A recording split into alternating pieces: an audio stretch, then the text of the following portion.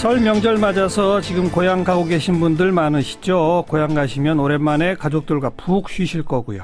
그런데 이 명절 연휴에 유난히 바빠지는 분들, 바로 택배 기사분들. 우리는 무료 배송, 총알 배송, 주말 배송 아주 편리하게 택배를 이용합니다. 그런데 그 택배 노동자분들은 아주 열악한 환경에서 박봉에 시달리며 일을 해오셨대요. 이번에 처음으로 전국 택배 노조가 출범을 했습니다. 택배노조 위원장 오늘 스튜디오에 특별히 초대했습니다. 김태환 위원장님 어서 오십시오. 예, 반갑습니다. 네, 김태환 위원장님은 몇 년 정도 택배 일 하셨어요? 저는 4년 했습니다. 4년. 예. 전국의 택배 노동자 숫자가 얼마나 됩니까? 한 4만 5천 명 정도 됩니다. 4만 5천. 네. 택배노조 출범이 1월 8일이던데 네. 지금 조합원이 몇 명 정도입니까? 지금 조합원 이제 막 이제 신생하는 거라서 이렇게 말씀드리기는 어렵고, 저희가 이제 네이버 밴드에 이제 택배기사 권리찾기 모임이라는 걸 운영하고 있는데, 예. 거기에 이제 한 3천여 명 가까이 지금 모여 있습니다. 3천여 명이 아직 다 노조 가입하신 건 아니고. 예. 근데 이제 대체로 이제 거기서 서로 이제 일하는 환경이라든가 고충이라든가 이런 거 서로 이야기를 나누는 거죠. 그런 분들이 3천여 명. 네네. 이분들을 일단 이제 조합원으로 조직하는 게 목표겠군요. 네네, 그렇습니다. 예. 처음 만들어졌어요? 택배 노조는? 그렇죠. 25년 만에 처음으로 만들어진 거고, 가장 이제 커다란 의의는 이제 어쨌든 전국적으로 이런 게 이제 처음으로 만들어졌다. 자기 권리를 행사하려고 하는 모임이. 네. 이런 의미가 있는 것 같습니다. 진작 만들었어야 돼요, 사실. 네네. 우리 위원장님이 노조 출범하는 날 각시타를 썼다고요? 예, 각시타를 썼던 거는 이제 노조 이제 만들려고 하니까 이제 회사에서 계약을 해지하겠다는 이제 위협들이 이제 많이 있었고, 예, 그러다 보니까 이제 어쨌든 그 신변을 보호해야 되는 이런 측면도 있었고, 이제 저희가 뭘 하고 좋은 얘기를 좀 주장을 하려고 하면 언제나 이제 계약 해지 위협을 받거든요. 예. 이제 그런 그 사실도 이제 외부에 좀 알리고 이러자는 취지였죠. 김태환 위원장님은 지금 현재도 택배 일을 하고 계세요? 아니면은 뭐 계약 해지 당했습니까? 이거 준비하는 과정에서 계약 해지를 당했었습니다. 그래요? 네네. 노조 만든다는 걸 알고 해지한 거예요? 어떻게 된 거예요?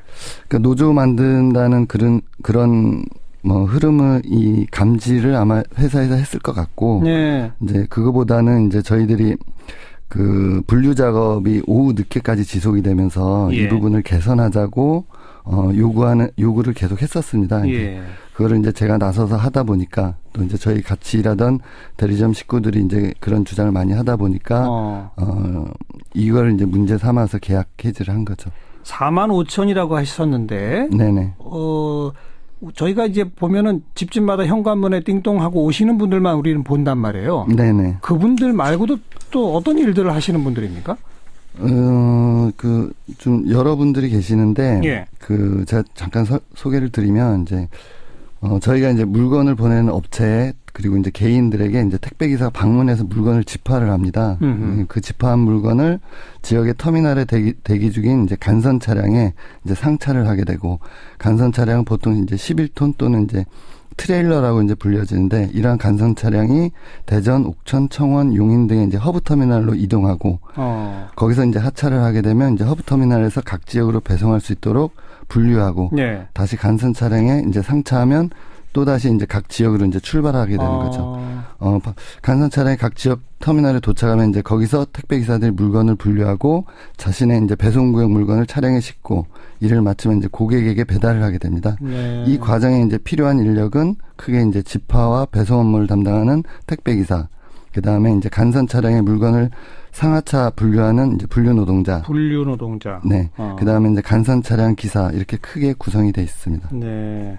그러니까 간단히 말하면 전국 각지에서 택배를 보내는 사람들한테 찾아가서 걷어와야 되고. 그렇죠. 그래서 그걸 이제 큰 트럭에 싣고 전국의 몇 군데 거점으로 모아놓고. 네네네. 다시 그걸 분산해서 더 작은 데로 가고. 네네. 그다음 일일이 분류하고. 네네. 그걸 싣고 또 집집마다 찾아가고. 네네. 이런 구조로군요. 네네. 근데 그 노동자분들의 신분이 그 지금 현재 우리 택배 회사 제일 큰 게 CJ 대한통운인가요? 네네네. 그럼 그런 대기업에 직접 고용된 노동자는 몇 프로나 되고 나머지는 어떤 관계로 계약이 되어 있습니까? 대부분이 다 이제 그 특수고용 노동자로 이제 택배 기사들은 돼 있고. 특수고용 노동자? 네. 그래서 그 계약 관계로 돼 있죠. 자영업자 신분으로 다 돼 있죠. 한 분 한 분이 네네. 개인 사업자. 네네네. 예. 그래서 이분들이 이제 대리점과 계약을 맺고 대리점이 이제 그 본사와 계약을 맺는. 그러니까 이런 예를 들면 구조죠. CJ 대한통운이 대리점들을 전국에 두고 있고 네네네. 대리점이 택배기사 한 분 한 분하고 다 계약을 네네네네. 맺고 이런 방식으로. 네네. 근데 계약 방식은 그렇게 돼 있는데 예. 실제 계약한 과정 내용을 들여다보면은 그 본사에서 다 결제를 하게 돼 있어요. 네, 택배기사 한 명 채용하는 것도 본사에서 결제가 나와야 그 사람이 이제 일을 할 수 있게 돼 있고, 어허. 그리고 이제 업무 지시, 그 다음에 업무 관리 매뉴얼 이런 것이 본사에서 다 마련돼 가지고 사실상 대리점들은 관리하는 정도인 거죠. 본사의 지점이라고 봐야 되는 거 아니에요, 사실은? 그 지점은 따로 있고, 따로 그 있고. 지점 안에 이제 또 대리점이 다 들어가 있고. 있는 형태예요. 예. 그래서 사실상 이제 방금 이제 말씀하신 것처럼 지점이라고도 볼 수 있는 거죠. 근데 왜 직접 고용을 안 하고 이렇게 대리점, 그다음 계약, 개인 사업자 신분 이렇게 합니까? 그러니까 비용을 줄이는 게 크다고 보여져요. 실제로 이 택배사들이 운영하는 시스템을 보면 예. 봉이 김선달식의 시스템이라고 볼 수 있는 건데 모든 위험 부담을 다 이제 도급사나 택배기사들한테 전가시키는 거죠. 대리점이나 기사들한테 네. 전가하고. 네, 물건이 파손나도 다 택배기사 책임이고 그 물건이 변질돼도 택배기사 책임이고 물건이 없어지면은 또 택배기사 책임이고 네, 그것이 이제 그 중개 과정에서 중간에 문제가 생기게 되면 도급사 책임이 되고 그래서 사실상 어떤 책임도 지지 않습니다. 본사는. 직접 고용을 하게 되면 사실 본사가 책임져야 되기 다 때문에. 책임져야 되는 거죠. 그렇군요. 네네. 그럼 4만 5천 노동자 뭐 거의 대부분이 이런 관계예요? 그렇죠. 직고용은 정말 거의 없다. 예전에는 직고용이 대부분이었는데 어허. 이제 97년 IMF 이후부터 대대적으로 이제 다 이런 관계로 이제 바뀌었던 거고 예. 현재는 뭐 그 제가 정확하지는 않지만 뭐 한 3%에서 5% 정도가 직영 기사들. 근데 그분들은 저희랑 똑같은 일을 하고 계세요. 그런데 예. 3% 5%밖에 안 된다. 네네 거의 없다고 볼 수 있는 거죠. 이런 식으로 대리점과 개별 계약 관계라고 하면 노조 가입했다는 사실이 드러나면 계약 해지 이렇게 되겠네요. 그렇죠. 그러니까 그 노조 가입했다고 하면 하기 직전까지는 가입하면 해지할 거야 이렇게 협박을 하고 예. 그리고 근데 실제 가입이 드러났을 때 그것이 이제 어떤 그 위협이 되거나 예. 이런 게 아니면 또 놔둬요. 오히려 그걸 해지하면 이제 문제가 되니까. 법적으로 문제 제기할까봐. 네. 예. 그러다가 이제 또 나중에 그 이분들이 좀 많아져 갖고 문제를 일으키면 예. 또 이제 문제의 소지가 커질 것 같으면은 이제 뭐 그 계약 해지하겠다 이렇게 하고 예. 문제의 소지가 커질 것 같지 않으면 또 이제 그 놔두고 뭐 이제 이런 아주 긴장 관계가 유지가 되는 거죠. 김태환 위원장은 계약 해지된 상태라고 그랬잖아요. 그렇죠. 노조 준비하는 과정 또 출범 이후에 김태환 위원장처럼 그렇게 해지된 사람들이 많습니까? 없죠. 아직 없어요? 예, 왜 그러냐면은 이전에는 저희들이 이제 혼자 있다 보니까 예. 바른 소리 한마디만 해도 늘 계약 해지 위협에 이제 시달렸어요. 그리고 그 얘기를 들어도 어디에 가서 얘기를 할 수가 없었습니다. 근데 이번에 이제 노조가 만들어지면서 회사가 이제 위협을 많이 했는데 예. 저희가 이제 그 창립대회 직전에 이제 민주노총이라든가 그다음에 국회의원이라든가 변호사님들 다 모셔다가 네, 기자회견을 먼저 했거든요. 네. 계약 해지하면은 저희들이 바로 할 수 있는 걸 다 하겠다. 하겠다. 그러니까 이제 이런 일이 없었던 것 같더라고요. 알겠습니다. 보니까. 역시 네. 모여야 힘이 생깁니다. 그렇죠. 예, 네. 예. 자, 그러면 그렇게 개인적으로 사업자 그러니까 계약이 된 분들은 택배 한 개당 얼마 이런 식으로 돈을 받는 거죠? 네네 그렇습니다. 건당 수수료로 받습니다. 얼마나 됩니까, 그게? CJ 그 회사마다 좀 다른데 예. 그 CJ 대한통운은 800원 정도로 지금 이제 공식적으로 얘기가 되고 있습니다. 개당 800원. 네네네. 그런데 이게 이제 그 대리점 체제로 이제 쭉 바뀌는 과정에서 예. 대리점 수수료라는 게 또 생기게 돼요. 그리고 그 800원에서 또 부가세라는 것도 존재하게 되고 그리고 택배 단가도 계속 떨어지면서 이게 배달 수수료에는 커다란 영향을 안 미치는데 예.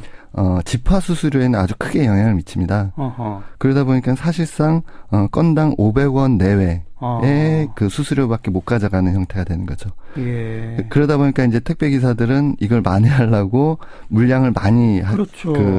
하려고 이제 노력을 하게 되는 거예요. 그러다 보니까 장시간 노동이 되는 거죠. 예. 그러니까 제가 그 일 시작할 때, 그러니까 한 4년 전만 하더라도 밤 10시, 11시까지 하는 거는 이제 택배 처음 시작하던 기사들이나 아니면 명절 때나 있는 일이었거든요. 예. 그런데 요즘에는 평상시에도 뭐 10시, 11시 하는 게 뭐 아주 흔한 일이 돼버렸죠. 그럼 4년 전에는 그래도 500원보다 좀 액수가 더 있었어요? 그러니까 4년 전에는 대리점이 그 전체적으로 돼 있지 않았습니다. 그때는 회사와 자영업자 신분이라 하더라도 직접 계약돼 있는 사람들이 많았고, 예. 그러다 보니까는 이제 대리점 수수료라는 게 없었던 거죠. 그러니까 한 800원을 다 챙길 그렇죠. 수 있었다. 예. 부가세 빼더라도 한 700 몇십 원 그렇죠. 이렇게. 예.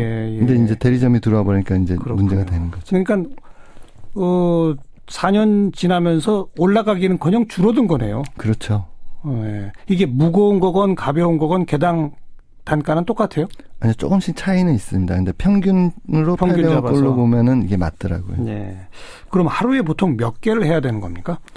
그러니까 제가 처음 시작할 때는 한 200개 내외 이렇게 하면은 많이 한다 이렇게 생각을 했었어요. 예.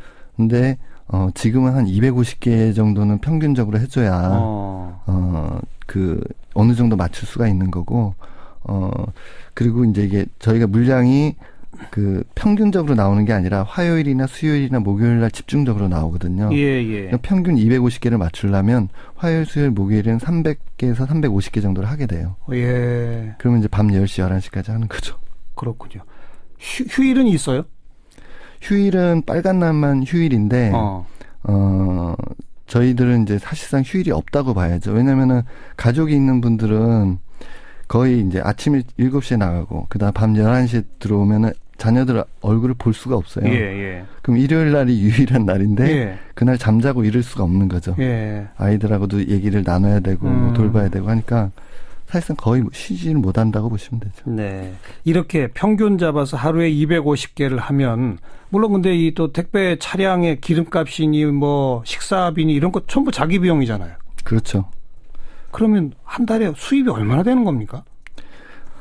저희가 이제 그 지난해 12월 4일 국회 토론에서 이제 설문조사, 택배기사들 설문조사한 걸 발표를 했습니다. 예. 이제 거기에 의하면 이제 평균 한 320만 원 정도 버는 것으로 나와요. 예. 근데 이제 하루 평균 14시간을 일한다는 걸 감안하게 되면, 사실상, 최저임금보다 한 20만 원 정도 더 버는 겁니다. 네. 초과 근무가 이렇게 많으니까. 그렇죠. 예. 네.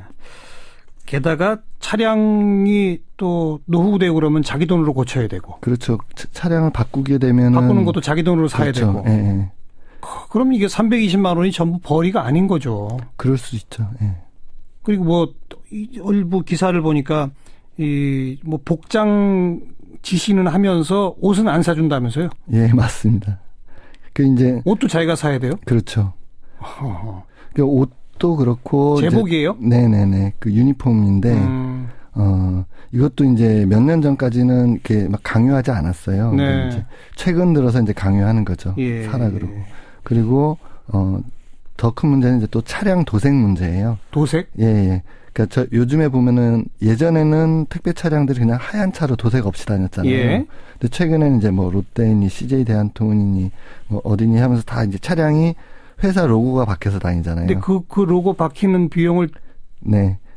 기사들이 내요? 아니요. 그 칠은 회사가 해요. 예. 회사 비용으로 하는데 문제가 되는 건 이제 뭐냐면 그 도색을 원하지 않는다는 거고 우리 기사들이. 왜요? 그 도색을 한번 하게 되면 차량이 단가가 100만 원 정도 떨어져요. 그래요. 예. 왜냐하면 그거 다시 싹 다 지워야 되니까. 차를 팔려면. 그렇죠. 네. 그래서 단가가 100만 원 떨어지는 문제도 있고 그리고 어쨌든 저희는 회사가 얘기하는 계약관계라고 했을 때 광고비를 받아야 되잖아요. 그러네요. 근데 이 광고비도 이제 없는 거죠. 그러면은 이제 이게 또 강요에 의해서 지금 진행이 되고 있다는 게 문제죠. 이거 안 하면 계약 해지다 이런 식으로. 그런 협박들이 막 진행이 되는 거죠. 네. 그리고 얼마 전에 기자회견 하셨어요. 열악한 근무 환경에 대해서. 네. 욕설을 그렇게 많이 듣는다고요? 이제 저희 택배 기사들이 이제 어떤 분들은 이제 차를 몰고 다니니까 이제 화물 노동자다 뭐 이렇게들 보시는데. 예.